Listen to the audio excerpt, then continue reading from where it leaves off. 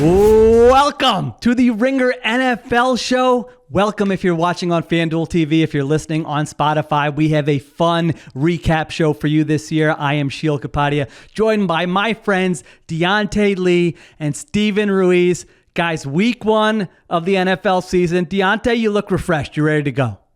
Oh, I'm always ready to go. It was exactly what I wanted out of week one, which is very overstimulating. It took me a little while to get my screen set up the way that I needed them to be, to not be overwhelmed by the amount of games that were on. But I'm glad to be here, man. This is a great week of football and probably best week for content purposes because there's a lot that we can work with coming out of this week. And Ruiz just got to watch Matthew Stafford ball out, so I know he's going to be in a good mood for this show. Yeah, we are so back. We've never been more back. Like all the quarterbacks I wanted to ball out today, they did. So yeah, I'm very happy about what happened today. There you go, rooting for our takes. All right, so here's what we're doing. We're starting the show with one big takeaway. Can be anything. What did you see on Sunday that you're saying, I got to talk about this on the Ringer NFL show? Ruiz, you're starting us off. What do you got? I'm starting us off with the Lions and the Rams. Lions beat them 26-20 in overtime. To me, it felt like a replay of the playoff game. Like it felt like for both teams, not much had changed. We went into this game talking about the Rams offensive line and hoping it would unlock some new layer to the Rams offense, but it was more of the same. Matthew Stafford was so impressive because of how he dealt with pressure. He was under pressure the entire night. The run game didn't really work. It was all Cooper Kupp after Puka Nacua goes down with an injury. And then on the other side, I talked about the Lions playing man coverage and having to evolve in their secondary. Matthew Stafford against man coverage, 11 for 16 for 134 yards and a touchdown. So it wasn't any better there either. So for me, both of these teams feel a lot like the 2023 versions of them. Yeah, I think that's fair. When you look at it, my big question was the Rams defense coming in. I thought they played really well. I mean, you give up obviously a couple of drives there at the end, but they played better than I expected them to play. And then Diante, this Rams team, like I'm surprised Ruiz didn't even go more overboard with Stafford because I know Stafford is his boy. And in this game, they come in with two backup tackles. They lose their backup left tackle. So now you're on your third string left tackle. They lose their starting left guard in this game. Puka Nacua goes out in the first half. And for the most part, they're just going up and down the field with Matthew Stafford. I mean, you can't be surprised by this anymore, but still, it's like another notch in his belt, these performances that we've gotten used to over the last two seasons. 100%. And it's funny, when I was at their training camp, I think was when Rob Havenstein had his first kind of bout with this ankle injury that's been bugging him for the last few weeks. And as it happened in front of me, I was like, oh man, things are going to get really tenuous if Alaric Jackson can't play and Havenstein's out. And then at practice, you just see Matt Stafford go into creation mode. You know, oh, if I've got to fix all these problems myself, I've got Cooper Kupp, I've got Puka Nacua, we can figure that out. They do lose his Puka tonight and still just totally unbothered in the pocket. No real run game to support him in the way they needed him to in the second half, and they were still able to convert on third down. And that was the story of last year, right? Was that the run game got a little bit better, but at the heart of this offense, it was Matt Stafford getting them out of bad situations anytime they were in them. And that's why they were able to hang so long before, their front seven just kind of got caved in the overtime period. And the thing that was so impressive about Stafford's performance is like he was solving problems before and after the snap. Like some of the throws to throw around pressure, the throw in the fourth quarter that made Chris Collinsworth say the word redonkulous, which I never want to hear again from Chris Collinsworth, was just vintage Stafford. Like, and that's what makes him such a good quarterback. I kind of catch some heat for ranking him so high. I ranked him 5th in my rankings, but you just got to watch him play. Like, this is quarterbacking at its highest levels. He's not Patrick Mahomes where he can like extend plays and do all that and buy time and scramble for first downs. But as a thrower, like if you just made both players stationary, him and Patrick Mahomes are on the same level in terms of passing the football.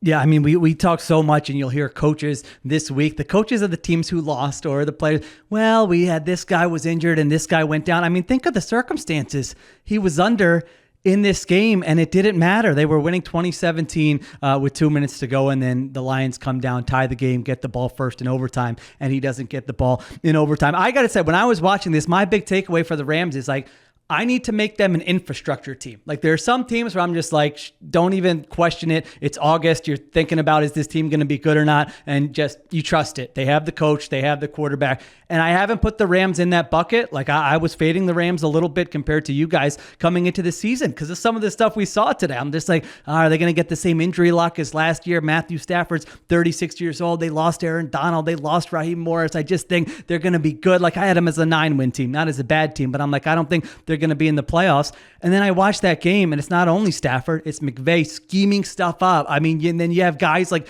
Tyler Johnson. I mean, I was like, wait, that's not the Tyler Johnson I kind of liked in the draft from 4 years ago, is it? Yes, he's having a moment. An old draft take comes through for me. So you have stuff like that. DeMarcus Robinson. It's just like, they have guys who they just plug in there and they get the most out of them. And they're so competitive. They're a consistently competitive team as long as Matthew Stafford's healthy. So I'm putting them in that bucket of those teams now where I can't doubt them. I do have one concern. 21 targets for Cooper Kupp is too many targets. Is that what it was? 21 targets. It did feel like that, actually. He 14 looked good, catches. Though. He did look good. 14 catches for only 7.9 yards per catch, which is a little concerning. But that was the role he had to play in this offense today. He was the chain mover. He was the guy that was the reliable source of targets. I do want to point out one thing that I thought was another silver lining for the Rams in this loss, and that's Sean McVay going for it on 4th and 4. I know they didn't get it. Carlton Davis makes the big breakup, but it's a big deal because Sean McVay used to not go for it on 4th down, but he hired a game management coordinator this offseason, and I think you saw the benefits of that with that little risk there. I know it didn't pay off, but hopefully down the line it will pay off for this team. Antonio Pierce needs to double that guy's salary and bring him to Vegas. But we'll get to that later in the show. Diante, what about the Lions? What are your takeaways from them in this game? Like Ruiz said, it was very similar, it felt like, to last year's playoff game, and they come out on top once again. That I have all the same concerns that I did at the end of last season because the defense isn't as fixed as I think that we would have wanted to give it credit for coming into the year. And that's not to say that every quarterback they see is going to be as effective against man coverage as Matthew Stafford was today and has been throughout his career. But I was looking to just see a little bit more competitiveness at the catch point. And they were still, the Rams were still able to throw into open air pretty often. They weren't able to fool Matt Stafford very often. And some of that comes with the style of play, right? Like Aaron Glenn doesn't hide his intentions at all. He wants to play, bump and run, physical man coverage, send pressure when he can, and really just try to play the physical game with you. And there's a lot of value in that. But if teams are still able to find explosive offense in the passing game when they know that they can't run the ball on you because you're selling out to stop the run, and, they might be missing a receiver in the way that the Rams were, I'm not sure if I feel as strongly about their contention odds right now as I did coming into the year. So they definitely still have a little bit more to answer, in my opinion. You agree with that, Ruiz? Yeah, I would say there was one key change. I still can't believe my eyes when I saw Jared Goff scramble for that first down. Like, that wasn't even an easy, wide open scramble. He kind of had to run around a defender or two and make some guys kind of miss. So I do think he played better under pressure, and that was a big thing with them throughout the playoffs. He didn't face a lot of pressure, but he averaged under 2 yards per play when he was pressured during the playoff run. And that was some of his best football that we saw last year. So I think if he can improve a little bit in that area, that will make a big difference for this team. I don't think it's necessarily a bad thing to say this team looks a lot like it did last year, especially on the offensive side of the ball. That ability to just lead on you. And you saw how it played out in the overtime. The Rams defense was just done physically. They were done. And the Lions just leaned on them and went right down the field and scored. Like, everybody knew that Montgomery touchdown was coming when it happened. It was first down. They might as well have just gone to the locker room at that point. Yeah, it was like their identity in overtime just overtook the game. Where eight play drive, they run the ball 7 times, and like you mentioned, and David Montgomery was running hard. You couldn't stop him. So I think you feel good if you're both of these teams. Honestly, if you're the Rams, you're saying, hey, if we have Stafford, even if he's on 1 foot, 1 arm, doesn't matter. And we have McVay, we're going to be in these games. And again, I think their defensive performance was encouraging. And then the Lions, I'm watching that game, and to your guys' point, I'm like, oh, this Lions offense isn't exactly, dominating this game. They had the highest success rate for any offense in week 1. So I think it does say something about the bar when we're just used to it happening a lot easier for them, where maybe that didn't happen so much in this game, but 2 drives when they needed it. Jamison Williams is another big change from last year. Now, it was 1 game, but 5 for 121. He looked really good in this game. as well. So yeah, we'll see with their defense with upcoming opponents and as young guys, Terry and Arnold, as they get acclimated there. Marcus Davenport had some moments there opposite Aiden Hutchinson, but they look like two of the better teams in the NFC for this game. So, all right, we're going to take a break. We come back. We'll get to big takeaways from me and from Diante.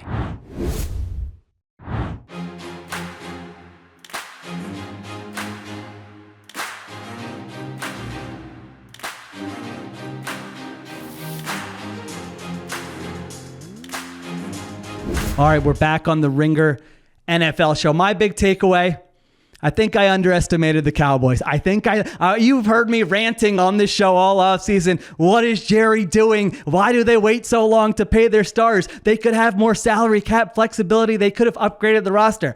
I don't back down from any of that. I think all of that is still true, but I think that influenced how I viewed just this version of the team going into the 2024 season, because they go into Cleveland and had one of the most dominant performances of week one. Dak Prescott early on, he's cooking. Their defense looked fantastic. The Browns could not block them. Micah Parsons, DeMarcus Lawrence, CeeDee Lamb was tremendous. Even their game plan, I thought, to be like, we're not letting Myles Garrett wreck this game against our rookie left tackle. They're running jet sweeps to get, hey, keep your eyes back there. They're moving Dak Prescott out of the pocket. They're getting the ball out quickly. They're doing all those things to not let Garrett wreck the game. So you have that special teams. They were this kicker, I don't know if you didn't watch that game, he made a 66-yard field goal that got wiped off the board because there was a penalty beforehand. And then they had a 71-yarder and they didn't let him kick it. I'm like, let him kick it. He just made the 66-yarder. What are we doing here? But that guy, Brandon Aubrey, looks like a weapon as well. So as I'm watching that game, I'm in the second quarter and I'm going, this looks like one of the best teams in the NFC. And I know if you're a fan of a rival of the Cowboys, you're saying, give me a break. Let's see him do it in the playoffs. And that's true. That's an easy comeback. The Cowboys had that over everyone else for years. Hey, we've won Super Bowls. And now you can say, well, your guy hasn't won anything in the playoffs. But if we're looking at this season and this conference, my week one overreaction, I'm leaning into it, is that the Cowboys look like one of the better teams in the NFC. Whereas, again, I had them 9-8, maybe missing the playoffs. Diante, what do you think? Did I miss the boat on Dallas? I don't think so at all. I think to the point that you were making, it's so easy to get lost in the Jerry Jones of everything and the contract disputes and where do things stand with Dak, where do things stand with CD, are they going to be prepared to pay Micah Parsons in the future, the health of this team and, their lack of depth. And then they're out on the field and you understand, this is not a very deep team because their top five guys are better than almost anybody else's collection of top five guys. And that's what we saw on display, right? And it all starts with Dak Prescott. And I think that this was a perfect kind of game for him to have coming out of the way that people might have felt about him at the end of last year, right? Very effective with the ball, solving problems. You kind of noted some of the ways that this offense prepared itself to take away or try to mitigate the effect of Myles Garrett. And I thought they did a really good job of that. And then on the other side of the ball, the first thing I wanted to see is, could they affect the pocket enough, both on early and late downs? What would the defensive interior look like? What would these edge rushers look like? Are we going to see the same thing that we saw under Dan Quinn, under Mike Zimmer? And to your reaction, Sheil, it was all that and more, right? There was just nothing that Cleveland could do with this Cowboys pass rush. And I don't know yet what I'm going to do with Cleveland as a team, right? That's something I'm really considering because I don't want to eliminate them too early and I don't want to, ding them a little too hard for playing up against what I think is probably a top 5 team in the NFL in Dallas right now. But you look at that game and I think maybe my bigger takeaway outside of Dallas looking so stable was maybe Cleveland is not the team that they hope to be in 2024. No, they gave up 17 hits on Deshaun Watson. 17 hits. It felt like at least 3 times that. And about half of those, I'm like, I think he's getting knocked out of the game. These were not, sometimes the QB hits that guys get credit for. No, these were not cheapies. These were he is being planted into the ground and a normal human being is not getting up from that. And that happened 10 times today. And I'm so surprised we didn't see Jameis Winston in this game. Like you said, every hit, it seemed like he was going to leave the game. And what stands out to me from Dallas's perspective, this is the type of offense that would give them problems during the Dan Quinn era. it gave them no problems under Mike Zimmer. And I think he's the biggest winner of the day out of this game, especially. Well, maybe not, because Dak Prescott just made $240 million in one day, with 231 of it guaranteed. I should have led with that, I guess. I forgot that when I even introduced. Listen, it's our first post-game show of the year. What do you want from me? And a lot happened during that hour. I think there was so much happening. 400 things. But yeah, I was very impressed by Zimmer's plan. I was impressed by the blitz plan, the packages they did, how they used Michael Parsons, how they dropped him into coverage sometimes, and how they kind of put him on one side of the formation and blitz from the other. And I thought Tom Brady did a pretty good job, like breaking down why Zimmer was giving Cleveland so many problems and why Zimmer gave him so many problems during his career. But I wanted to ask, what did you guys feel about Tom Brady's broadcast debut? It was a little mixed. He was getting crushed in my group chats. People are, oh my.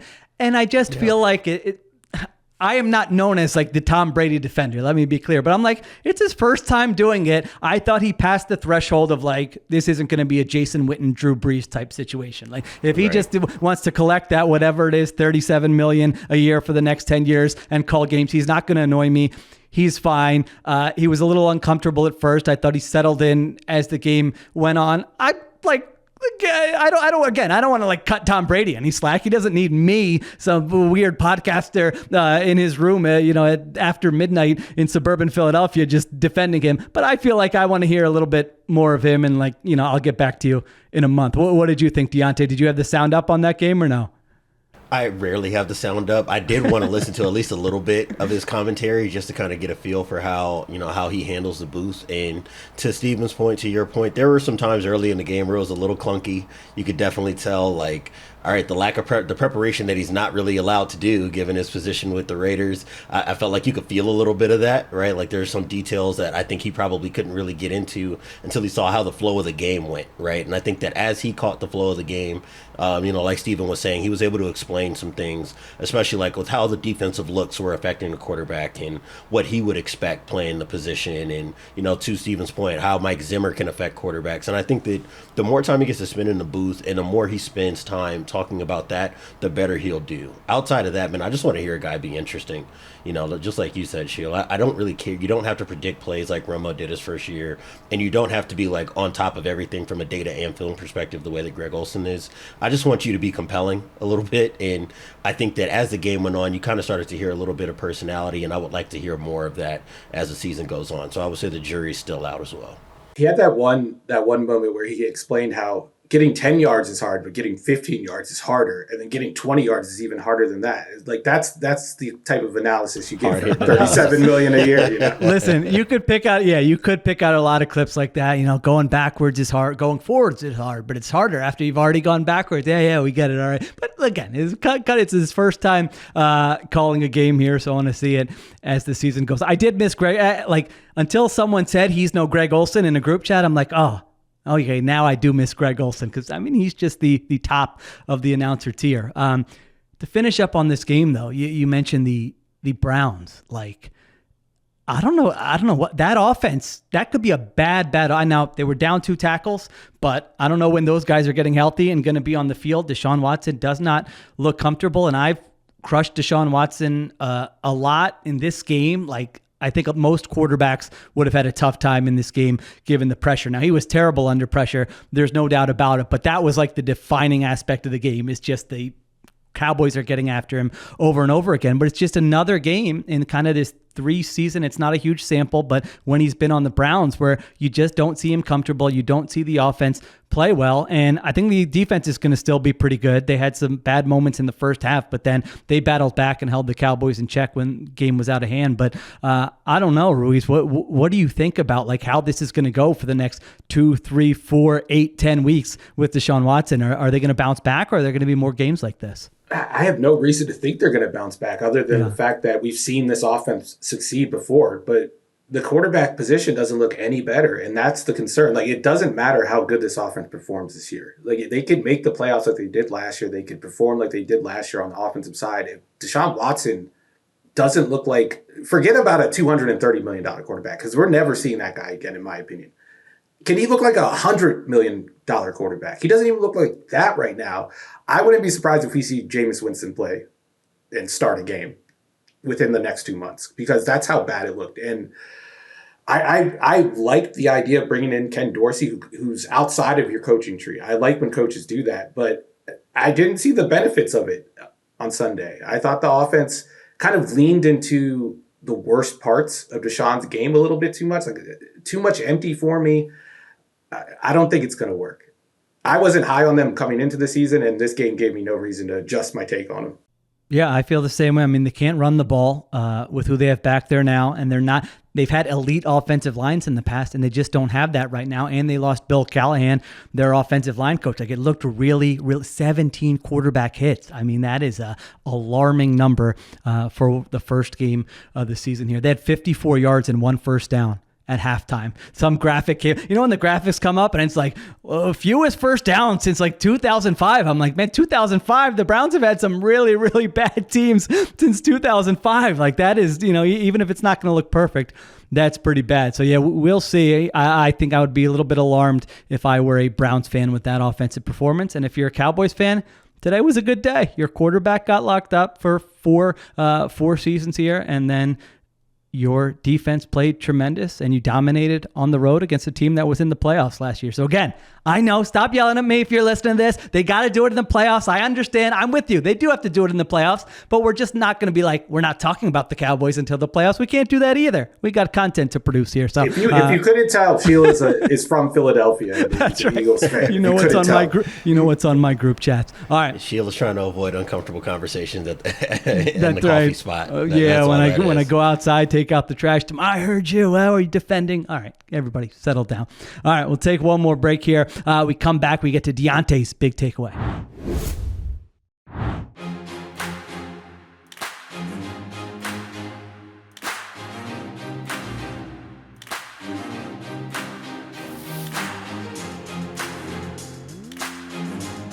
All right, back on the Ringer NFL show. Diante, what do you got? What stood out for you in week 1?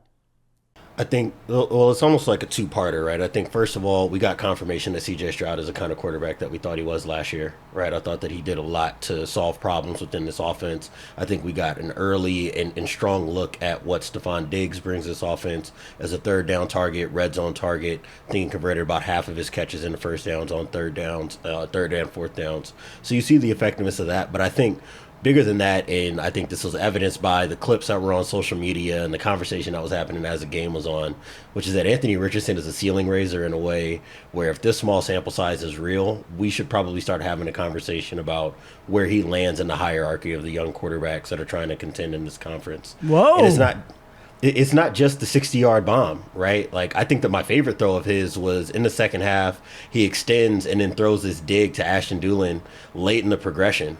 And at first I'm like, what would even make you make this throw? And then you get to see it from an end zone angle. And it's like the degree of difficulty not only was high, but it's high and he was aggressive in a way that made sense.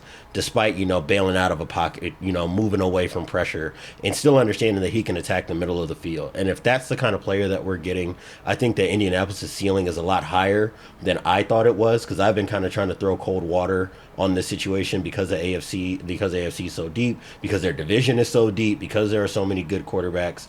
But that guy is a walking 5 yards anytime they have a designed run for him. And in the passing game, when you see that explosive potential that they did not have with Gardner Minshew, it just kind of lets you know that this offense has a gear that maybe we might have underappreciated before the season started.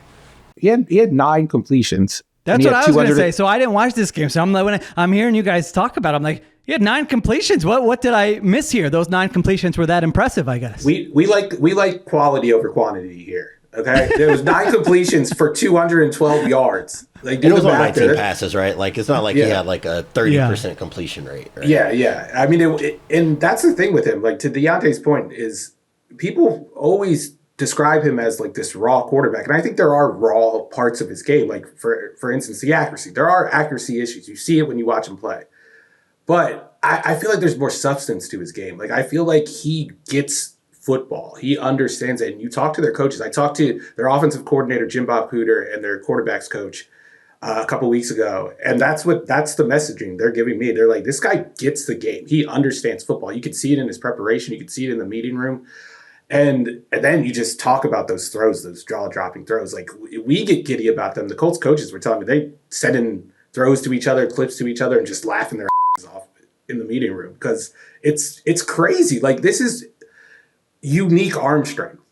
I don't think it's exaggerating to put it on par with like a Josh Allen. And I've never seen Josh Allen make a throw like that 60-yard bomb he made with pressure in his lap, just a quick twitch throw, flick of the wrist, hits Alec Pierce in stride for the touch. It's just, what a throw, what a talent. Like, I don't know how everyone isn't rooting for this guy to hit, because if he hits, I don't know what the ceiling is. Yeah, it's the Cam Newton, Josh Allen type prototype, but where in that range does he fall? Is there a better version of that? Is it, as good? If it's as good, that's pretty impressive as well. Yeah, his numbers, 9 for 19, had a 60-yarder, had a 54-yarder. I didn't have eyes on this game, so I'm looking forward to watching it, especially now. I guess I can knock out those I could have knocked out those 9 completions before the pod started. Bad job out of me, but it was so funny. I like to look at the expected completion percentage numbers from Next Gen Stats. He was attempting very difficult throws. His expected completion percentage, which for those who don't know is just they look at all the tracking data and like how often is a throw like this completed. His expected completion percentage was 51.7%. So it's like I'm glad you pointed out, Diante, 9 for 19. That's like right around what you would expect him. His average pass went 16 and a half yards downfield. That was 5 more yards than any other quarterback in the entire NFL in week 1. So yes, I am looking forward to rewatching this guy who is just throwing bombs downfield. But Diante, to your point, because you came in with a strong take there about the hierarchy of AFC quarterbacks. Explain to me the version of Anthony Richardson that like gets him to the point you're talking about. Like, does he need to be more consistent down to down? Can he be like Cam Newton had years where his completion percentage wasn't that high and he was still awesome? Because if you're hitting on the high leverage plays and awesome as a runner, just like the version of Anthony Richardson you hope develops over the course of the season. I would say Cam Newton's probably the right comp, right? Like, I don't know if I see a lot of Josh Allen in Anthony Richardson when I watch him. I do see Cam Newton, right? And to the point of like contextualizing stat lines, it would be different if he were 9 for 19 and then you turned on the tape and he was a mess in the pocket. And that's the reason why he completed less than half his passes. But you see, I mean, outside of like some busted protections on stunts and twists on passing downs, for the most part, he was navigating the pocket really well. I do think, to Steven's point, there are just going to be certain accuracy issues underneath, which is why I think that the best version of him is Cam Newton-esque, because you're not going to see him be an RPO guy. I think that the real effectiveness in this offense is that he can go get you 4 to 6 yards as a runner whenever you need him to, right? Like Houston is about as an aggressive and tackling team as you'll see in the NFL, and guys are just falling off of him. Whether it's, in the pocket, getting away from pressure, on a keeper, in the zone read game, on a designed run, it's really difficult for first contact to get that guy down. And then you get all the downfield passes. And this isn't just, I'm throwing up a 50-50 ball and hoping that the percentages are in my favor. It's the dig route that I was talking about. That post, the 60-yarder, I mean, you look at him slip, but you can tell that he had eyes on that, and that was a throw he wanted the entire way, right? Very early in the progression, he knew he had that available. And because he has an arm talent, there is no part of the field that's not available to him. And that's the thing I think that makes him most dangerous as a quarterback prospect. And if they can really lean into what he is as a runner to force defenses to walk closer and closer to the line of scrimmage, this chemistry that it looks like he has with Alec Pierce, if he can build some of that with A.D. Mitchell and Mike Pittman, I think that you have a really well-balanced wide receiver group around him. So I think the ceiling is a lot higher, like I said, than I thought coming into the year. And while I don't think he's like in the Buffalo, I don't think Indy's in the Buffalo tier or even in the Bengals tier, and I know it's a team that we're going to get to because that defense is limited, but this is a dude that clearly, like, you roll the balls out there on Sunday, he can beat just about anybody if he's on fire. And it looked like he was just going to drag that team to a win late into that game against Houston today. Yeah, it sounds like he's in just must-see TV. First game you rewatch on Monday if you didn't watch it on Sunday tier already. I mean, I can't wait to watch it. Just real quick on the Texans here, Diante, I know you and I were both really high on them coming into the season. Like you said, it's just, all right, they won 29-27, so it was a close game, but as expected, feel as good as you did before the week about them, or anything kind of stand out that might have you a little concerned? I said that they looked about as good as I hoped they did. I did get a good chuckle. Like, in college football, sometimes you hire the opposite of what you want, right? And then there's like this performative moment where this coach wants to come out and send a message that he's not like the last guy. I think that like Bobby Slowick is trying to prove that he's not 2023 Bobby Slowick anymore, because I don't think we got a first down handoff until like the fourth or fifth possession from Houston. Like we were in the second quarter, and the first handoff was like a jet sweep to Stephon Diggs. So I was like, okay, I see what you're doing here. He listens it was to a the lot pod. of play actions. Exactly. He doesn't want me yelling at him. A lot of play actions, a lot of throws. He's fighting on the early allegations. Downs. Yeah. 100%. And then it's funny, right? Because you look at the way the flow of the game went, and it just became clear that Indianapolis could not match up with them up front. So then it's like, you actually need to be handing the ball off on first downs, you know, and then as soon as they really started leaning in the run game, you saw Joe Mixon start to break runs. So I think that they are about as good offensively as I hope they would be. I don't think that you're going to get a 160-plus yard team rushing performance like they got today. I think that was a little particular to just their matchup with Indianapolis. But like I said, Stephon Diggs, Nico Collins being healthy, Tank Dell is a field stretcher. You just look at what they have available, that complement of skill position talent and a healthy offensive line, which is something that we've been hitting on all offseason. It's just clear that like they can put up points with everybody. It's very similar to like watching the Rams on a Sunday night. And it's like when they want to get down the field, if they need to get 12 yards, they can go get you 12 yards. And I think that that was very much evident watching them play today. I feel like everything you would have hoped as a Texans fan during the offseason for this offense to be, it was on Sunday. Now, it's one game, but they ran for 213 yards on 40 carries. Like, that's the running game that they lacked last year. Nico Collins is making monster catches all over the field. He was just a beast that the Colts secondary couldn't handle. Stephon Diggs being that chain mover that he needed to be, being that underneath option. Tank Dell is still making plays. Like, this, and then, of course, CJ Stroud, who's living up to the hype, and maybe he'll exceed it by the end of this year. I would be hyped if I was a Texans fan. I think they might be the second or third best team in this conference right now. All right. Another game where the fan bases should both be pretty excited after week one performances, even though Texans get the win, Colts get the loss. All right. Those are our big takeaways from week one. We're going to take a break. We're going to come back. We're going to get to some other storylines that caught our attention.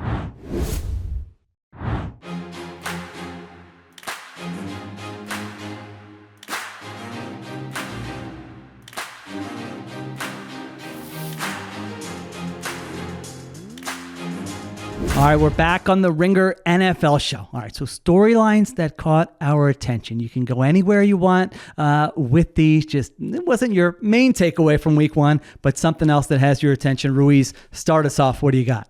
I'm going to go to Cincinnati, where the Bengals, how dare you, somehow, as the heaviest favorite coming into the week, lost to the Patriots, the Jacoby Brissett-led Patriots. But I wanted to focus on Joe Burrow in this offense and how the problems that plague the offense today are the problems that have plagued this offense in the past, where no run game, a siloed offense where the quarterback wants to be in the gun and the running game really only works when you're under center. They were in the gun 91% of the time today. Joe Burrow only used play action on 17% of his passes. It's not like this was a negative game script. They were in the game the whole time. They were within a possession the whole game. And they called plays as if they were coming back from 20 points. It's just like, Joe, get in the gun and read things out.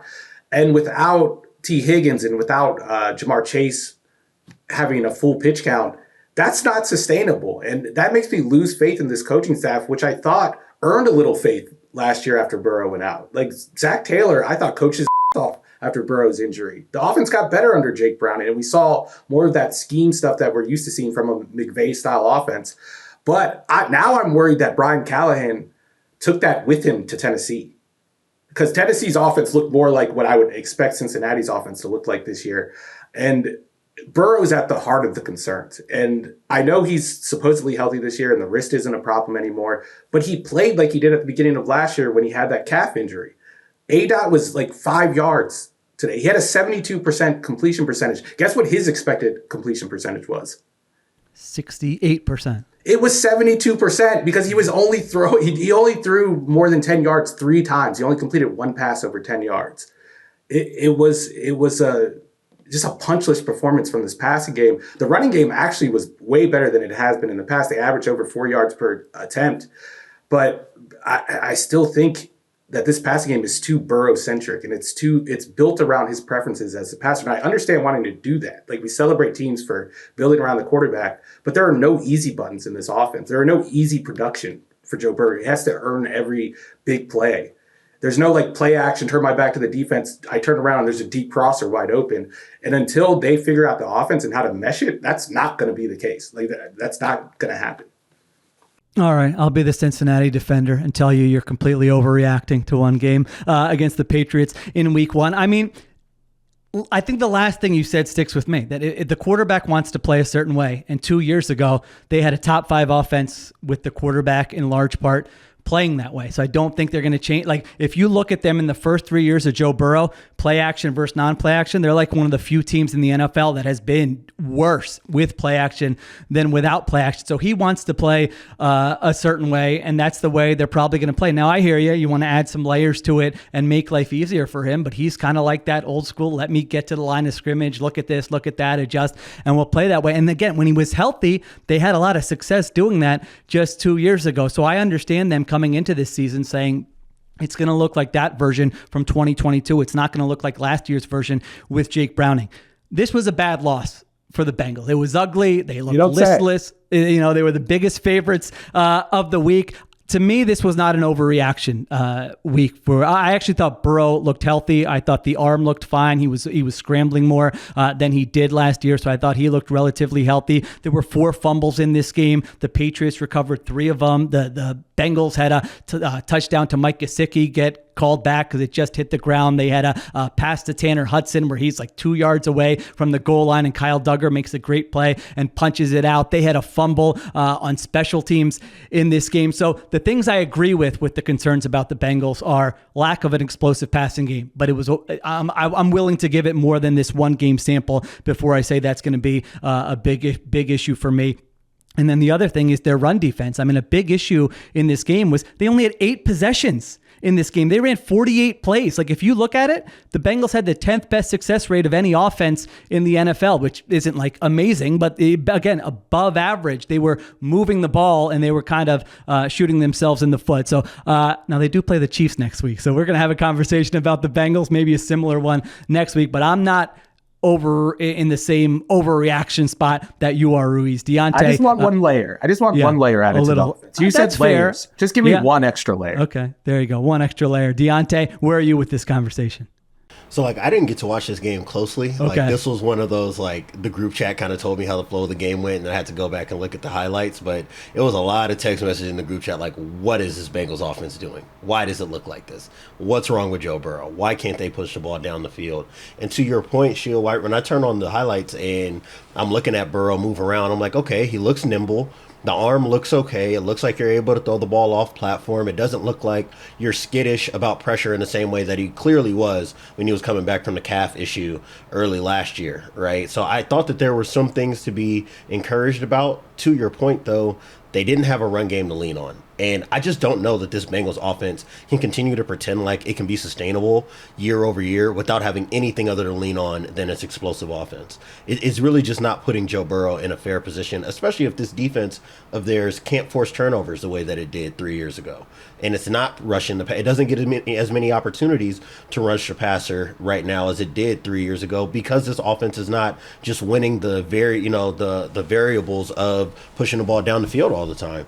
So that is something that was kind of concerning to me, but I am on your side a little bit, Sheil. I think this game was ultimately won and lost on the opening script. New England got to march right down the field. They get a touchdown, and they basically just held Cincinnati at arm's distance the rest of the way. I don't know if things bode well for Cincy because, to your point, they have to go see Kansas City. So this wasn't a game they could afford to lose. You come out of the first 2 weeks 0-2, you basically got to play, top 5 ball the rest of the way to feel comfortable about your playoff odds. So I am a little bit concerned just in terms of like the timing of this loss. But I think that this just speaks to where the Bengals are at right now, which is that if they don't have any other leverage to pull, and this is something I said when we were talking about AFC predictions, they've got one way to win. And that one way to win just kind of crapped out today, from what I can tell. And I'll go back and rewatch just to see what, if anything, Joe Burrow was missing in the passing game, especially in the second half. But I don't know what it's going to take for Cincy to get back over the hump if this defense is just never going to be what it was a few years ago. I honestly don't put this performance on Burrow. Like, I think his numbers, like having the low A dot, averaging only 4.7 yards per drop back, not completing passes over 10 yards. I think that's a product of what their offense has become. And the box you can kind of put them in if you're a good defensive staff, which I think New England has. like you guys said, Burrow looks healthy. Like he was moving. I think he scrambled over 10% of his dropbacks, which is a big departure from last year. Too high. Yeah. Yeah. He was holding the ball on a lot of those. You're right. And the Patriots do. I'm glad you said that about the Patriots staff, because if I'm a Patriots fan, I'm going, hey, what about you're talking about the Bengals? Gerard Mayo, listen, he came under a lot of heat in August for the way they're handling that. That team was ready to play. Last year, you watched the Belichick teams. The defense was good. The Belichick teams last year were not well coached. They were making miscues after. It was a dumb football team last year. This was a well-coached team that was squeezing every ounce out of the talent it had at their disposal. DeMarcus Covington, a defensive coordinator who I knew very little about. I mean, to that number, when you're having Joe Burrow scramble 10% of the time and taking sacks, he was definitely holding on to the football, confused, no explosive plays. The Patriots definitely deserve credit for that for sure. Yeah, and it was a quick game. It was the first game that ended on the day. Yeah. It was like a 2.5 hour game, but it's because the Patriots wanted that game to play out like that. So for me, it was like a vintage Patriots performance. And I don't even mean like 2010 Patriots. I mean like 2005 Patriots back in the day when the first part of the dynasty where they would just smother teams like this. Yeah, no doubt about it. All right, take one more break, then I'm going to come back and give you my big storyline from week 1.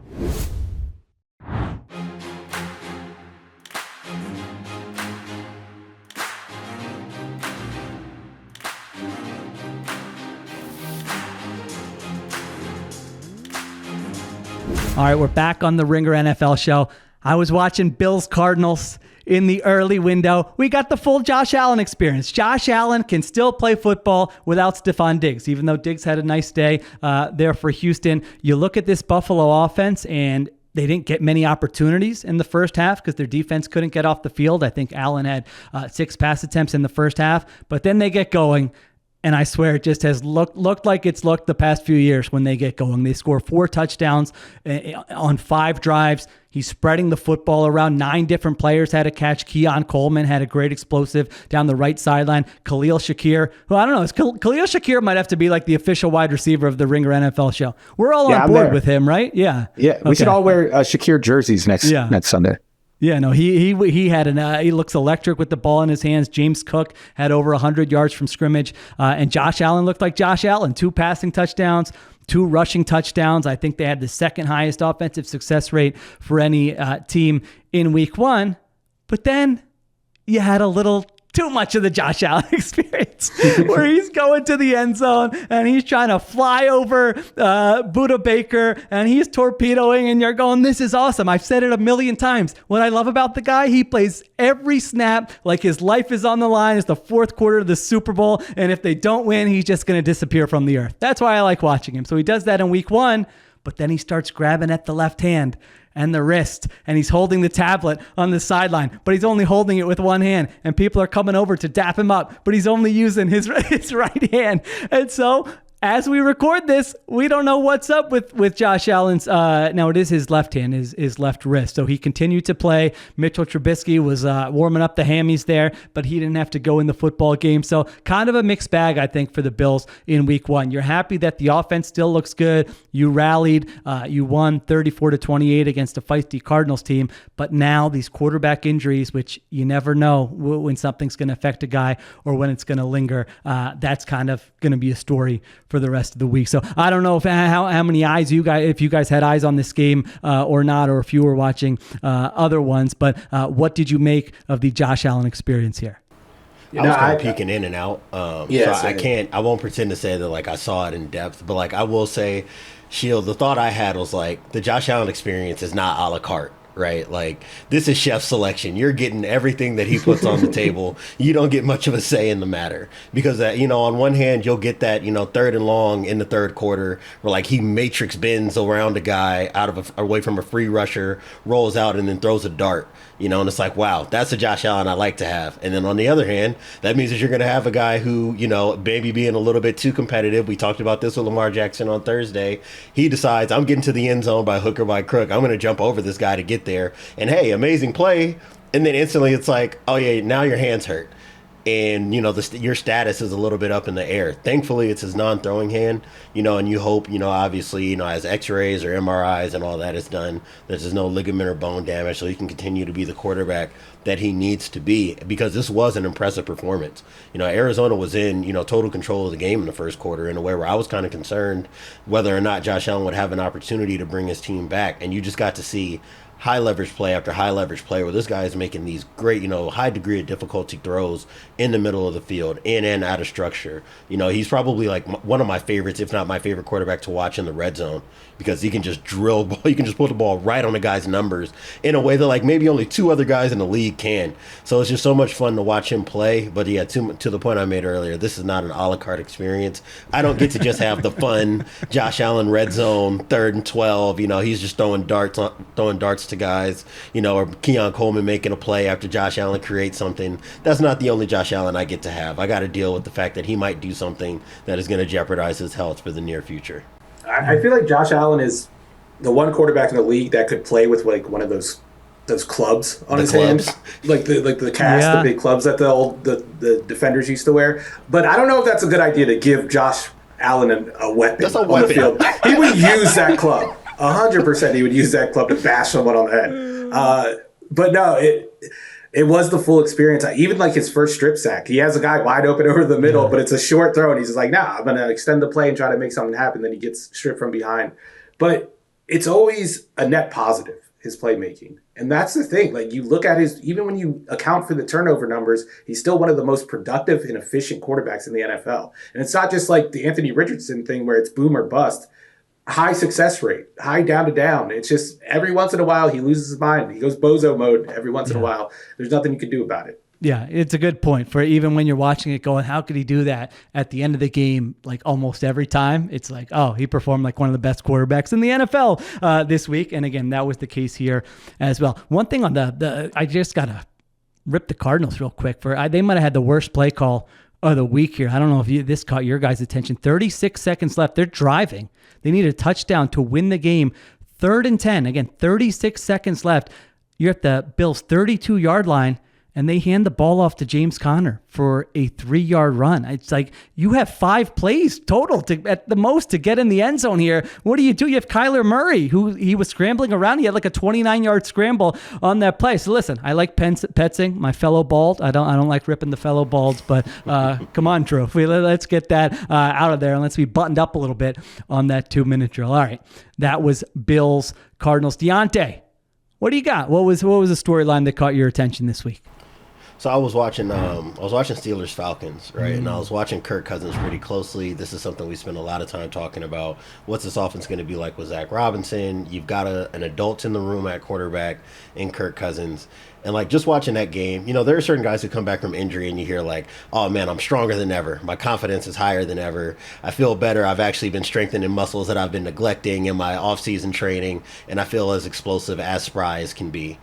And I was just watching that game, and I'm like, this Kirk Cousins reminds me of the old Washington Kirk Cousins, the one who never wanted to get hit, the one who was just going to get rid of the ball at the first sign of discomfort. And it concerns me because this offense is not built to sustain itself with Kirk Cousins being skittish about pressure or being unsure of the coverage windows he's looking into. Because this offense is a little bit limited in terms of its skill position talent as true like separator types. We have big bodies here, right? There are guys who can make some acrobatic catches. I think that Drake London is somebody who can be a better receiver than we've seen based on his statistics, and that obviously applies to Kyle Pitts as well. But so much of this was going to hinge on Kirk Cousins being the guy who had mastered this offensive system and can put the ball on a guy's chest as he's coming out of his breaks. And you just saw double clutching on one play, or forcing the ball out early on others, taking a check down when he could have held the ball a little bit longer. And it's just like all these issues that just remind you that this is an aging guy coming off an Achilles injury.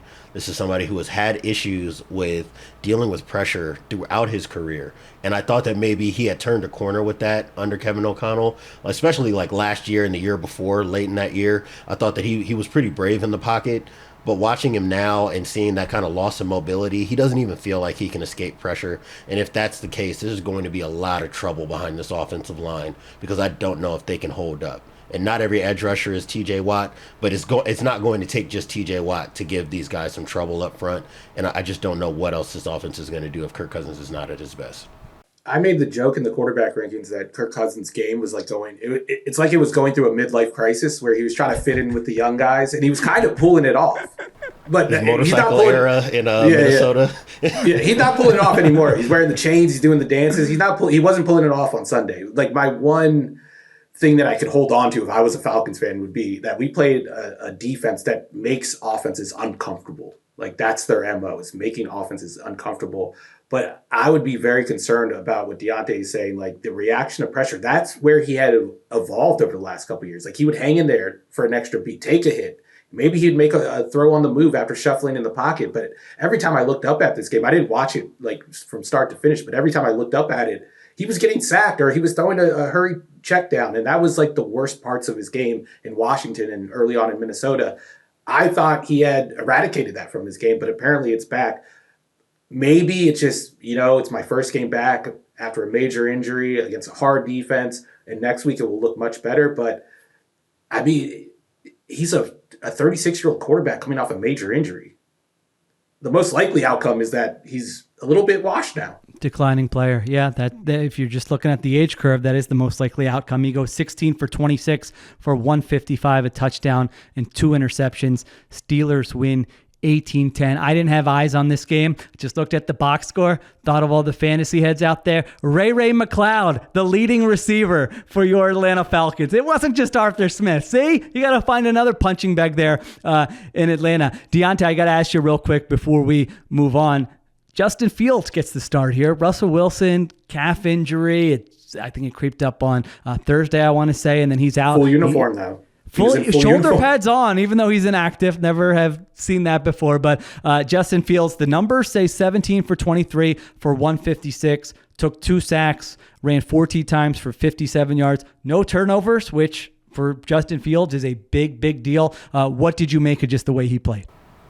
I think that you can probably sum up his game by looking at the passing chart and seeing that there's just absolutely nothing happening between the hashes, right? Like, so if we're talking about just like his profile as a passer, nothing has changed between now and what we saw in the preseason and certainly what was there on tape in Chicago. But I think the reason why I probably feel a little bit more optimistic about him right now is because he did not take a ton of sacks. He didn't put the ball in harm's way very often. I actually thought that he operated the offense pretty well, given, some of his limitations as a passer in the pocket. And I think that because he still has, springy enough legs, he still has enough of that quick twitch as a runner, it's hard to me to look at Russell Wilson, no matter what you think of him as a veteran presence, no matter what you think he might be, passing the ball in the drop back game, he's not going to give you anything in terms of evading pressure if we're looking at what it looked like in Denver over the last couple of years. And if that's the case, I know Mike Tomlin probably doesn't want to make a commitment to changing his mind on who the starting quarterback's going to be.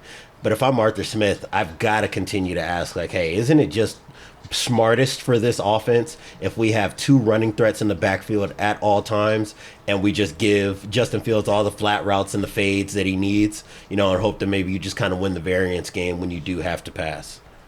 Yeah, the passing game's not going to be good regardless. So then what do you do? And then I think they would look at it and say, well, Russell Wilson might turn the ball over less than Justin Fields. But if Justin Fields has games like this, then it should become a much easier decision where you just say, lean into that run game, lean into that defense. We'll look up at the end of the year. We'll be 9-8 or 10-7. And you'll be making fun of Sheil for saying that this was going to be the year that Mike Tomlin finally went under 500. All right. First place in the division. Yeah. Only team with a win in the AFC North. How about it? Here we go still. All right. I'll stop with that right now. We take a break.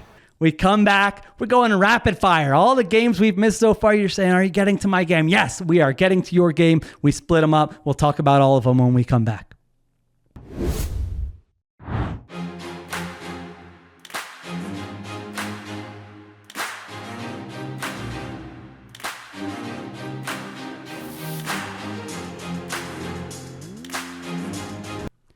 All right, we're back on the Ringer NFL show. This is a little bit of rapid fire. We'll just see. It's week 1. How accustomed are we to actually going rapid fire? Who knows? Because I want answers to questions to some of these games that I didn't watch today. Let's start with the rookie quarterbacks, a big theme coming into the day. 1, 2, 3 losers. One winner. Caleb Williams wins. Jaden Daniels loses. Bo Nix loses. Let's start with Caleb Williams, the most hyped guy out of the group. Bears win 24-17 over the Titans. Caleb Williams, 14 for 29 for 93 yards, averages 3.2 yards per attempt. Bears had 11 first downs and 148 total yards. Ruiz, you watched this game. I was just looking at the score. I go, oh, Titans are killing them. Wow. How did the Bears win this football game? Explain it to someone who had no eyes on it. Special teams. That's how they won. Jonathan Owens gets a punt block return for a touchdown. Simone Biles' husband. They had 2 nice returns, one on a punt return, one on a kick return, where they ran like a power scheme almost, like a trap scheme almost. It was very interesting to watch that. That was like one of the most aesthetically pleasing plays that I saw on Sunday. But it was an ugly performance for Caleb, but I don't think it was as bad as the numbers imply. I think he didn't get a lot of support from this run game. I think Shane Waldron, the OC, didn't, acquit himself nicely with this run game. DeAndre Swift only had 30 yards on 10 carries. I thought the offensive line was a little bit shaky. I do think Caleb had his warts, like the things that you would expect him to struggle with, like the pocket presence. There were a couple times when he bailed from a clean pocket in the NFL by NFL standards. But the thing that stood out to me, that surprised me, was the inaccuracy, which is something we didn't see on tape at all at USC, which makes me think that it's not going to be a problem going forward. I think he was a little amped up. I think he was a little juiced up. He overthrew a lot of passes. The first pass he attempted was like a little screen pass out to DJ Moore. He threw it like 150 miles per hour. I'm surprised DJ Moore caught it. DJ Moore looked like he was caught off guard by how quickly the pass was thrown. And then he also missed Keenan Allen on an out and up that would have probably gone for like 30, 40 yards. He missed another throw to Keenan Allen. But I thought in the second half he settled down. I thought we saw less of the pocket jitters. I think we saw less of the inaccuracy. We saw some really nice throws like into tight windows. He made one throw on the run in the first half that it was a lightning bolt. He threw that one 100 miles per hour to DJ Moore, but that was necessary in that situation. And then he had a nice scramble on a 3rd and 10 where he was dead to rights. Like a Tennessee defender had him dead to rights, and he does this little like slip move where he kind of turns to his side and slips past the defender. It was really nice to see because it's like you could flag see that football-esque. Yeah, it was a flag football-esque move. Like put him on that team. But you wanted to see that come into play, like his ability to create out of structure. And even when he was being pressured and chased by very good defensive linemen, he was able to escape that for the most part. So that's a promising sign from him. Okay, so it looked a little bit better than the numbers looked. First game, rookie, jitters, still had some flashes. Diante, I know you're a Caleb Williams guy. Did you have eyes on this game? Were you taking a peek or did you miss it? So this was my extra game in the early slate that I put on the screen. I wasn't watching it closely, but I wanted to make sure I had at least like a half an eye on it. And I think that Steven caught, kind of encapsulated it pretty well, right? Like I will flash my eyes. It'll be like 2nd and 8, and this dude is throwing a slant that's like a dirt ball because he's clearly trying to throw the ball as hard as he can, right? And I think that some of that is jitters. I think that that's just like some early career jitters. I do think that, he has, and this is something that was evident at USC as well. I think that he has a little bit of that Josh Allen competitiveness, check downs are for chumps type of mentality. And I think that that's what leads to some of his bad decisions with pocket management. I think that he can get a little bit caught on, I want to take a shot on this play, right? Like there's this effect with some quarterbacks where you can tell that a play call that he got is one of his favorite play calls and he wants to take the shot on it and he's not moving off of it no matter what. And I think that kind of led to some of the situations we saw in the first half, which is 2nd and long turning into 3rd and forever because he's losing 15 yards on a sack trying to do too much, right? Trying to save plays that can't be saved. And that's going to be learned out, I would say. I think he'll unlearn that, as the season goes on and as his career goes on. I think in the second half, when things got settled a little bit more, I think that Shane Waldron did a good job of trying to get him on the move, get him out of the pocket, give him throws to his dominant hand. That's just like, things are going to be really comfortable for him. And I think that it got a little bit better. But ultimately, like, I don't want to sugarcoat this and act like he had a good game. It wasn't the best game. That there are things that he's definitely going to have to work on, but it wasn't like, he took a bunch of strip sacks or he continued to put the ball in harm's way. This was just him being uncharacteristically inaccurate, and I think that things will be cleaned up. I wouldn't be surprised if he has a really good game coming out of this next week. Yeah, if the inaccuracy shows up next week, then I think it's cause for concern. But I don't expect it to be, because he was not inaccurate at all. He was the most accurate quarterback in the draft class to me, watching on film. But he was finding the right answers. Like, he was finding open receivers. He just wasn't hitting them. I know the execution part is more important, but that was the question mark with him. Is he going to be able to read out an NFL defense, or is he going to go into panic mode all the time? And while that was the case early on in the game, like Diante said, he settled down in the second half and we saw more of it. And I just wanted to add in one more thing about Will Levis. No notes. That's a perfect Will Levis performance. Give me that every week and I'll be entertained. Just, oh my God. He was throwing bombs downfield. He was getting strip sacked. He was throwing passes that, like Brandon Whedon interceptions. It was amazing to watch. And that was a big reason why they lost that game too, in addition to the Bears' special teams. I only saw Will Levis when they flashed the highlights on, and I remember, and I still feel exactly like I did when he came out in the draft, that this guy reminds me of Carson Wentz. I don't know what version of Carson Wentz, but he reminds me of Carson Wentz so much. So, hey, I you know what? If you're not going to be great, at least entertain the masses, and it sounds like Will Levis did that. If you're a Bears fan, your team won 24-17, and the rookie quarterback, hopefully, played his worst game of the season. So that's a good thing for a team that could be in the playoff mix. All right, rookie quarterback number 2, Jayden Daniels. You know who had this game? It was the man who predicted on the Friday show that at plus 400, Jayden Daniels would have at least 70 rushing yards. We get a little message from Diante. I don't have eyes on this game, but it wasn't late in that late window. And he's saying, he's getting close. Next thing I know, I look up 16 rushes for 88 yards for Jayden Daniels. So Diante, with just the long shot of the week in week 1, coming in hot. The passing numbers for Jayden Daniels, 17 for 24 for 184 yards and 2 sacks. Bucs win that game pretty easily over the Commanders. All right, talk to me about Jayden Daniels, Diante. I didn't see anything except for the 2 touchdowns that flashed up as the highlights. I want people to know that I'm only smiling because I got that prop call right. This was not a good game. This was not a good game from Jayden Daniels at all. As a matter of fact, he had over 80 rushing yards for all the reasons that I said he would, which is that the pressure that he would see from Tampa Bay, the changing coverage looks, the blitzes, on the interior and off the edge, were just going to get a forced quit out of Jayden Daniels. And there were just so many plays, especially in the first half, where you could tell he took one look, I don't like what I see, or I don't know what I'm looking at. I can't tell where the pressure is coming from. I'm out of here, because I trust me a whole lot more than I trust whatever else is happening on the football field. And I will say, for as many times as he tucked and ran, I actually thought that he did a pretty good job of keeping himself clean, not taking any big hits. That was something I was really surprised with, right? Like, I thought he would tuck and run a bunch, and it was going to put him at risk to get lit up. I thought he did a pretty good job of trying to protect himself and get to the sideline, get down, and understanding where bodies were at around him. But you just saw so much of what made me kind of temper people's expectations about Jayden Daniels coming out of LSU, right? For his entire career. I can't even say just the last 2 years at LSU. This goes back to Arizona State. When things don't feel good for this guy, he takes off. He relies on his legs. And that does lead to some dynamic plays. There were certain runs, especially in the second and third quarter, where you're like, okay, if this game were more competitive, this would be a very impactful play. This could change the momentum of the game. It just so happens that he's playing, alongside maybe like the worst defensive depth chart in football. I think I wouldn't have looked at the play-by-play. I don't think that a drive ended in a punt for Tampa Bay until like midway through the third quarter. It was like field goal, touchdown, field goal. Like, they were out of this game so quickly, there wasn't even an opportunity to evaluate what Jayden Daniels would look like in a competitive game. I think that there will be something to build on. He'll probably connect a little bit more often on the deep passes in a way that he couldn't today, right? Like, he was just missing guys up the sideline, and that's never really been a problem for him. He's always been a pretty accurate deep thrower, and I think he'll find Terry McLaurin and the rest of that receiving core a little bit more often than he did today.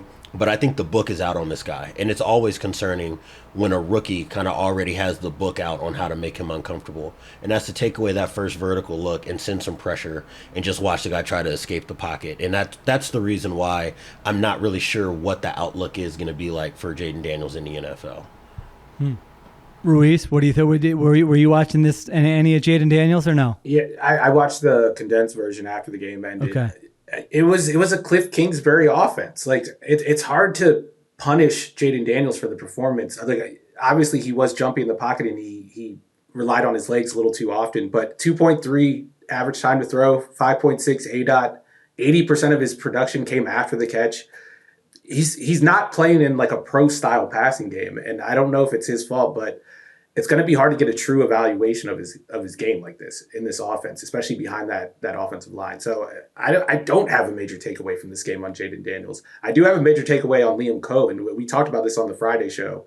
Like, this is the Dan Quinn defense. This is the defense that your coaching tree torments. And he did it. He earned his scheme lord badge on Sunday. I like to see it against a more complete offense and against a quarterback who isn't a rookie.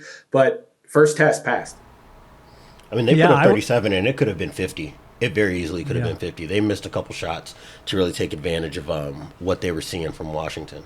Yeah, I was definitely questioning what's this Bucs offense going to look like. Best offense in the NFL this week, in terms of EPA per drive. I'm looking at that drive chart, Diante. You were not lying. Holy cow. 8 drives, 4 touchdowns, 3 field goals, and a punt for the Bucs. You can't really do much better than that. Baker Mayfield, 24 for 30, 289, 4 touchdowns, and no interception. So Baker's saying, you guys were giving Dave Canales all that love. How'd the Panthers do today? How'd I do today? It's me. It's not Canales. Baker. I've got one more note for you, Sheil, because I know that you love ripping bad coaching decisions. I watched in this game, Dan Quinn decide to go for a PAT down 10 late in the game to make it a 9-point game instead of going for 2. And then we had a late touchdown from Washington. They're down 17. You can take the PAT and give yourself a couple chances if you get some lucky scores to go for 2. He decides to go for 2 down 17. So you're basically making the entire game down to this one play. Of course, they don't convert, and the game is effectively over from there. And Steve was in the same group chat with me, and I'm just texting back and forth with our friend Charles McDonald. And I'm like, I understand why you were going crazy at the end of this guy's tenure in Atlanta, because I don't know what the hell these decisions were that I was looking at.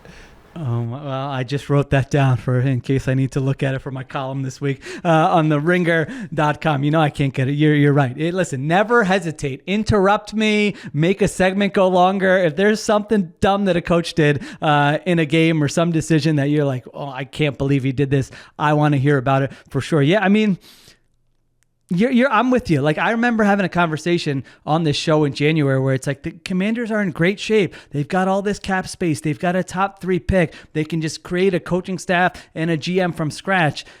And now it's week 1 and you're like, it's Cliff Kingsbury with a bottom 5 offensive line in the NFL, maybe a bad wide receiver group other than Terry McLaurin.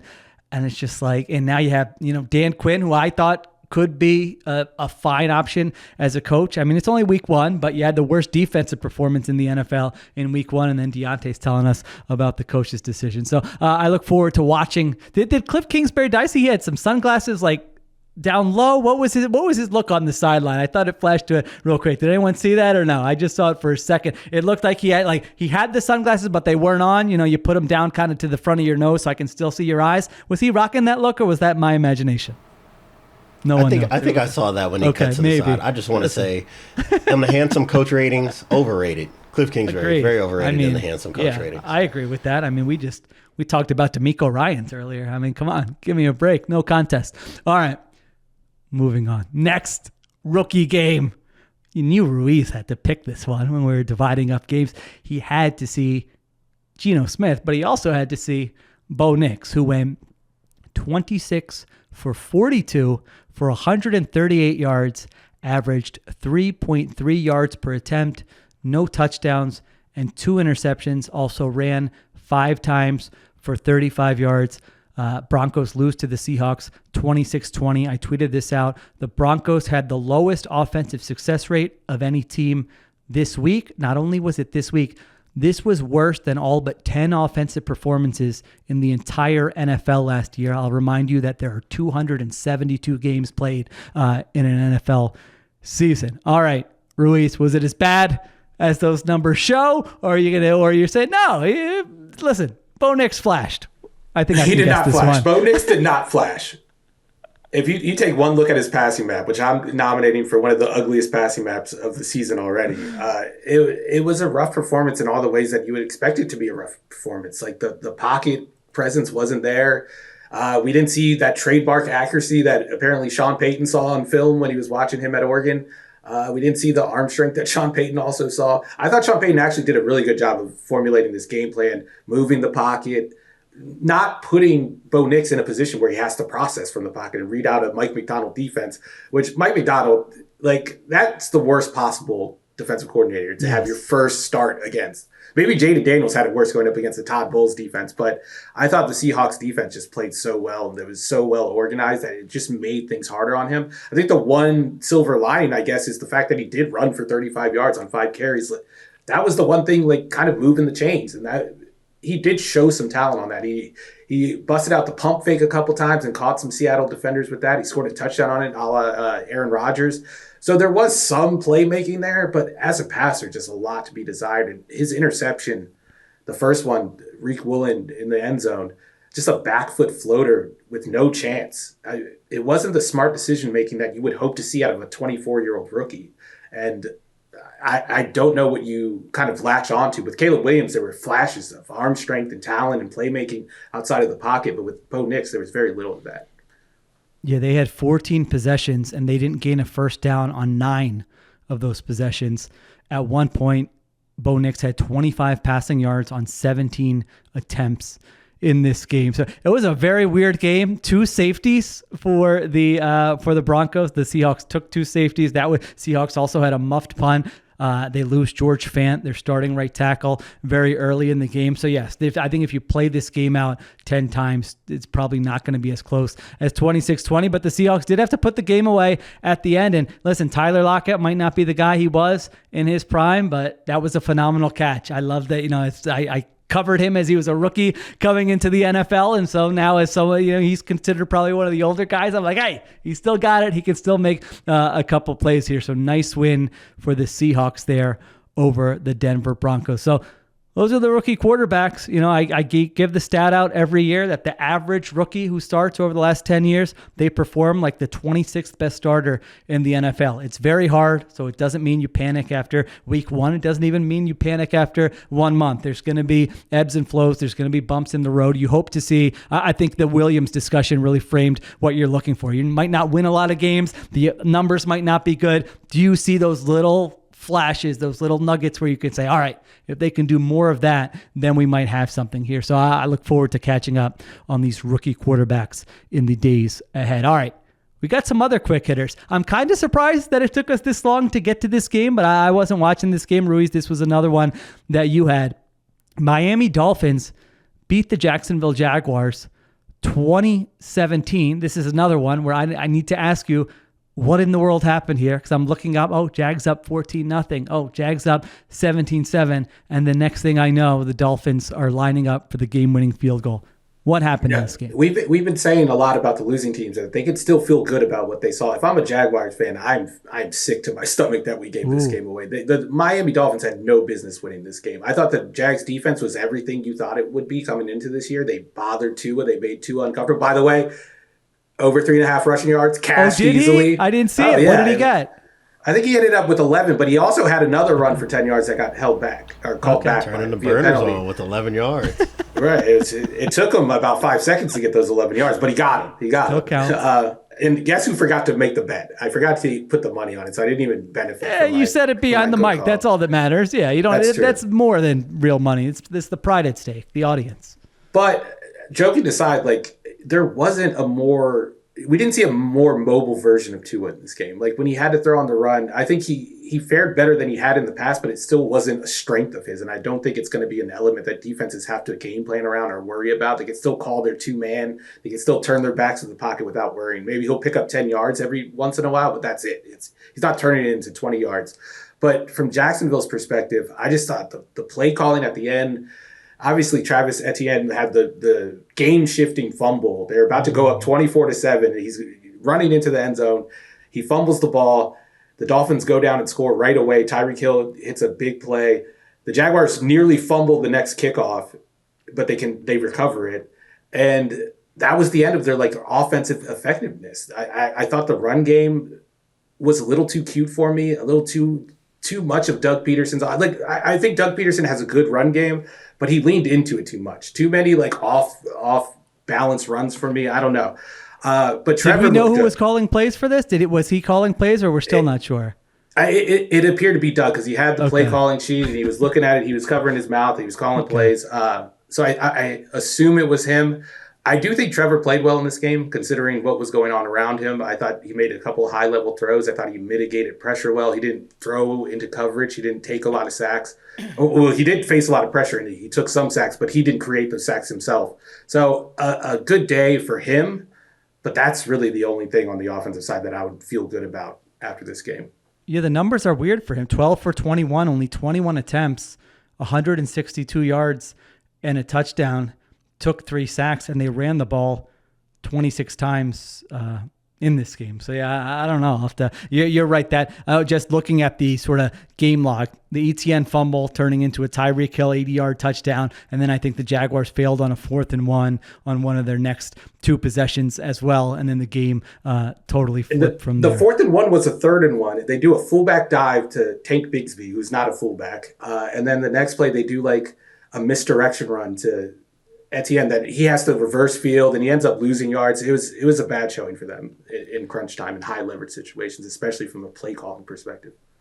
It's so funny when I'm looking at teams, I'm like, all right, they can't be this bad at this again this year. Short yardage, they were a disaster last year. And then you look at the first game of the season and they blow it in a big spot there. So Dolphins escape with the win. They play the Bills on Thursday night. And like Ruiz said, Jaguars lose a game that they very easily could have won. Chargers Raiders, Diante. I think this one was you. I had some eyes on this as well. They were just talking about one of those games where weird stats are flashing on the screen at all time. Like, wait, the Chargers have how many first downs right now? And it looks like they're winning. Chargers win the game 22-10 over the Raiders. What was your breakdown? What did you see in this one? I think my girlfriend probably had the best take on this game because she was sitting on the couch watching it as I was, and like she just kind of had a moment as somebody who's not very connected to football. Like, are they making these mistakes? Like, are these mistakes, or are they doing this on purpose? Like, why does this football game look like this? And I think that kind of encapsulates what like the first 3 quarters of this football game was, right? Like, early, I was so concerned because you saw Christian Wilkins making plays in the backfield. You saw Max Crosby blowing up the interior of this offensive line. And you got to see a few of the things that has kind of drawn me to this Raiders defense, right? Because they have these 2 pieces in Wilkins and Crosby, and these are guys that can work inside and out. They complement one another, and they both can create a lot of plays individually. And I saw that early in the game. I was actually messaging our old colleague Daniel Popper at The Athletic, and I was like, hey man, this interior offensive line is not off to the hottest start, right? And this is something that he and I had talked about as far as like Trey Pipkins moving to guard and bringing in Bradley Bozeman, who has struggled throughout his career in pass protection, right? And Zion Johnson, who has not really proven himself as a guard either. And those 3 were really having some struggles in the first half. And I think after halftime, I think that Greg Roman and Jim Harbaugh came back, simplified the game, and said, hey, we are going to run the ball. We are going to try to establish the ground game on early downs, try to take some stress off of Justin Herbert because he was under a lot of duress throughout this game. And I think that you saw, they were able to create just enough explosiveness to get by with the win here. So I don't think that there's really a huge takeaway in any one direction as much as they were able to get something, just enough out of the run game to keep Justin Herbert from getting killed and escape with this win. But if I'm a Chargers fan, outside of Joe Alt looking really good in pass protection against Max Crosby, especially in the second half, I don't know if there's a lot to feel good about quite yet.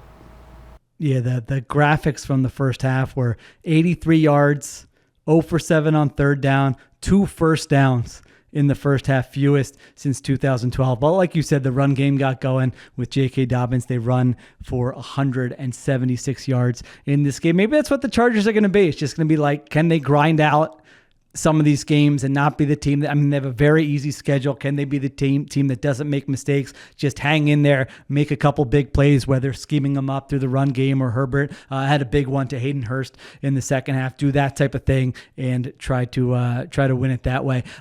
all right, I don't want to be too mean to Antonio Pierce, but I hope he has a good season. I like that the players like him, but man, his decision making. You mentioned Dan Quinn. I mean, he's like a throwback to like 1994 with some of the fourth down stuff that was going on that he was doing in the fourth quarter. It's just like someone needs to get to him, be like, this is not going to give us the best chance to win these games that are close. Because this was, like you said, this was a close game there. So he can. It's only a small part of coaching. I understand that. I'm not one of these people who judges every coach by that. I know there's other stuff, leadership, communication, scheme, all that stuff. But that was tough to watch. The announcers couldn't believe it. I think it was Romo on the call, and they're like, all right, well, they got to go for it here, right? And they're like, oh my gosh, no, he's bringing out the punter here in the fourth quarter. So that was not a good sign from the Raiders losing the opener here. All right, time for me to take my medicine here.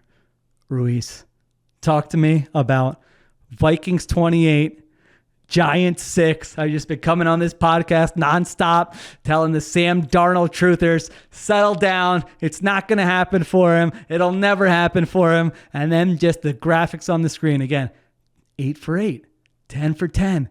12 for 12. He finishes 19 for 24 for 208 yards, 2 touchdowns, 1 interception, 1 sack. What do you think? Do I need to apologize now? Can I wait further? Are you saying, Sheil, don't worry, you're fine. Just give it 4 or 6 weeks and you'll be fine with your take. Where are we on the Sam Darnold meter after this performance? I think you're still fine.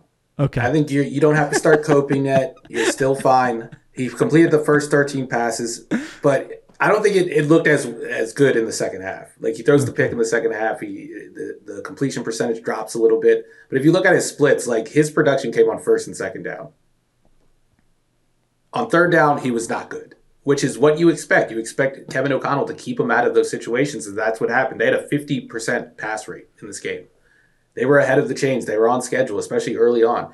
You look at his passing map, he wasn't making a ton of plays downfield, even though, they did have some explosives. A lot of short passes to his right in this game. So I think it was a well-managed game by Kevin O'Connell, and I think he got the best out of Sam Darnold. But we've seen this version of Sam Darnold before. We saw it early on in Carolina when Joe Brady had that offense rolling. The question is, what happens when they face a good team that is going to be able to handle them on early downs and put them in a pass-first script? I don't think the results were that encouraging based on what we saw, even in this dominant win over the bad Giants team. So I think you're good for now. Sam Darnold played well. He played about what you would expect, but it's not like some revelation, like Sam Darnold's back and he's going to sign for $100 million next year. I don't think it's that. I think it's more like, oh, Joe Flacco at the end of last year kind of thing. Like, oh, this looks better than I expected.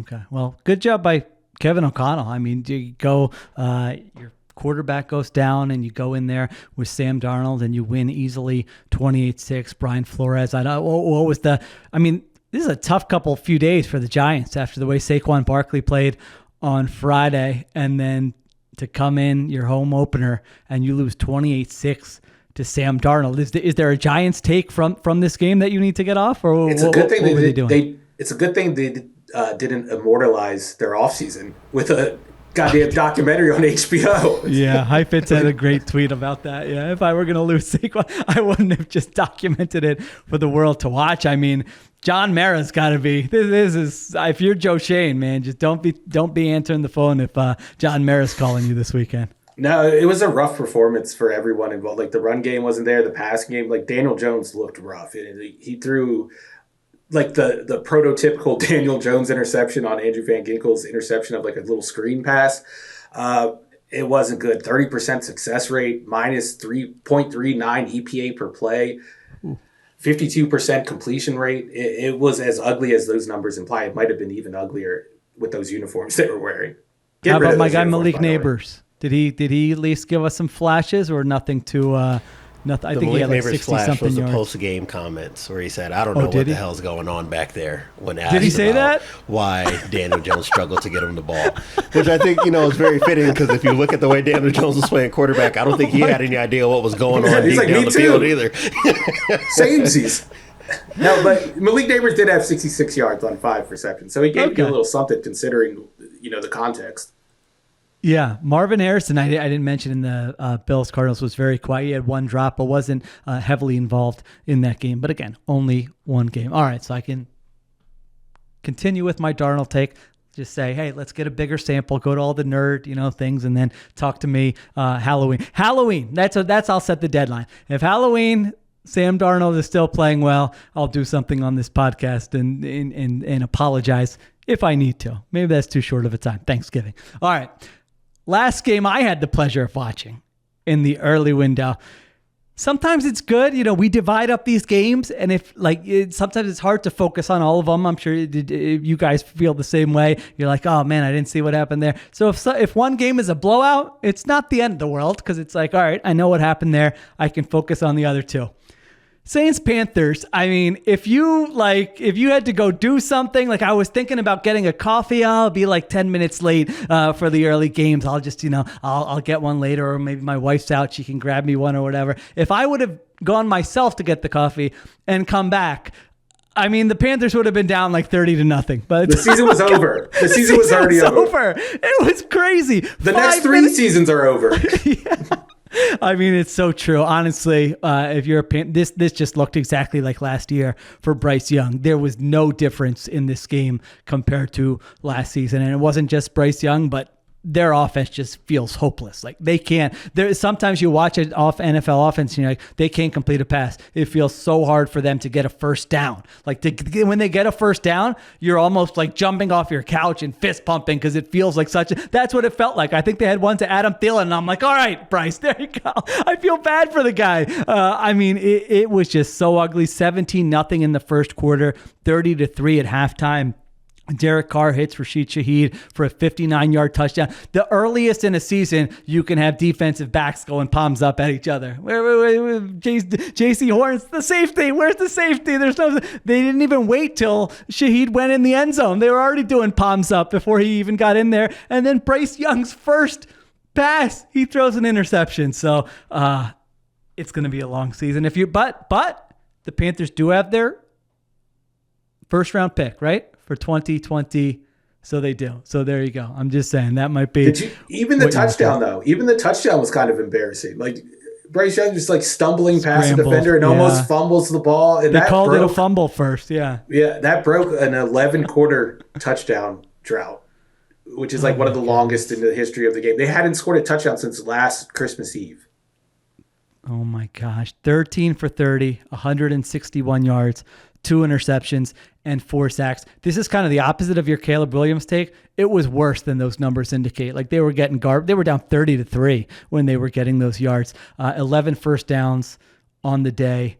Just a horrendous performance from and their defense. I mean, their defense is going to stink. This was every aspect. If you're a Saints fan, it was the Panthers, but they dominated it in every aspect of the game. So let's see what it looks like next week against the Cowboys. But Derek Carr, 19 for 23 for 200 yards and 3 touchdowns. I thought Alvin Kamara looked great in this game. They were feeding him. They had their patented Taysom Hill drive in the first half where he's doing like 4 different things and they go down the field. So there you go. Saints 47, Panthers 10.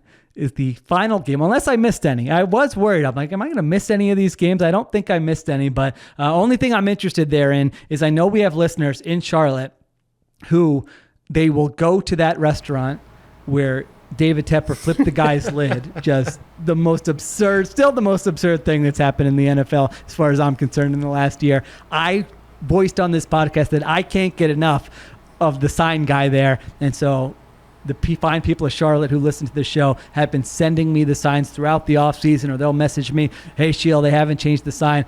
I would very much like to know what the sign says this week after they lose 47-10. All right, anything to close with? Diante, closing comment. We did it. We weren't sure. Can we get through every game? We got through every game. We didn't go too long. I think the first recap show of the week of the season was a success. How we feeling? I feel good. Like you said, you're trying to get through all this in week 1. There's intrigue across the league, and the best thing about week 1 is that we can already start checking some of these teams off as not serious. Thank God for That Carolina. can only make the show better from here. Carolina did its part. It did its job. That's the one thing I can respect about them on the Sunday. Keep pounding. The Saints certainly did. Yeah. 47-10. I mean, my goodness, that was 30-3 at halftime. I couldn't believe it. All right.